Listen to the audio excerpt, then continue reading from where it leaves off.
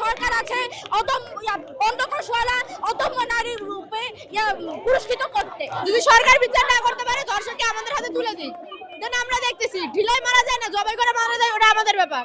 ওদের এত জঘন্যভাবে খুন মারা উচিত যেন ফিউচার রেপিস্ট গুলো ভয় পায়। ধর্ষণের একমাত্র শাস্তি হচ্ছে মৃত্যু, ফাঁসি, মৃত্যু, অথবা তাকে র্যাপিড ফায়ার করে মারা হয়। বাট আমাদের দেশে কেন এখনো এরকম পদক্ষেপ নেওয়া হয় না আমরা জানি না। ধর্ষকদের ধর্ষণ করার পরে কোনো চিন্তা নাই যে আমাদের শাস্তি হবে কিনা। আমরা ধর্ষকের বিচার যা হচ্ছে না তার প্রতিবাদে জানাতে এসেছি লালমাটিয়া মহিলা কলেজ। দেখেন এখানে এখনকার যুগে কোনো বিচার হচ্ছে না, আমরা বিচার পাচ্ছি না।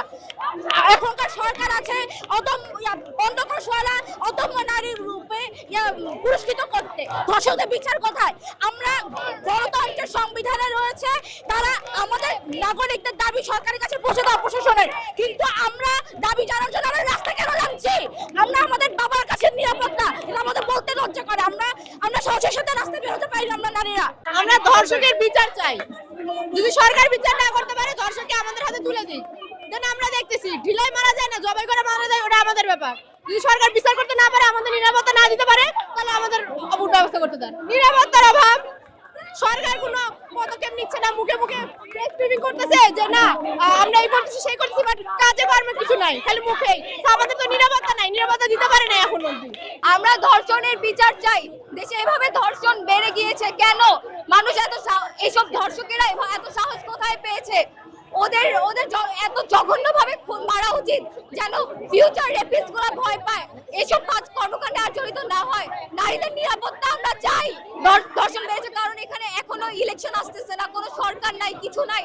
তো আইন বিভাগ, শাসন বিভাগ এরা কিচ্ছু করতেছে না, তো ধর্ষণ বাড়বে না তো কি হবে? ধর্ষণ দমন করতে আমরা এখানে এসেছি।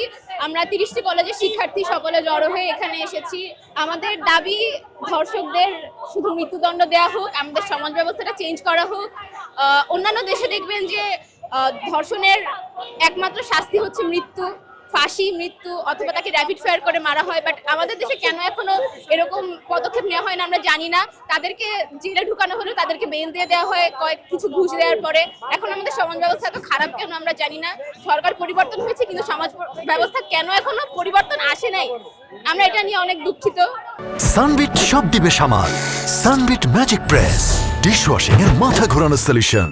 এখন দেশে যেই হারে রেপ হচ্ছে, আমরা কাহিনী দেখি 48 ঘন্টায় প্রায় 17টা রেপ হচ্ছে। এই জায়গায় আমাদের আসলে এই বিক্ষোভ, এই ব্লকেট করা ছাড়া আমাদের আর উপায় রাখে নাই যে ধর্ষকরা খোলামেলা ঘুরতেছে। ধর্ষকদের ধর্ষণ করার পরে কোনো চিন্তা নাই যে আমাদের শাস্তি হবে কিনা। যেই জায়গায় 4 ঘন্টায় 3টা করে ধর্ষক হচ্ছে, কালকে আল্লাহ না করুক আমার কিছু হয়ে গেলে আমি জাস্টিস পাবো কিনা, আমি এইটারও কোনো গ্যারান্টি পাচ্ছি না। দেশের এই অবস্থা হয়ে দাঁড়াইছে।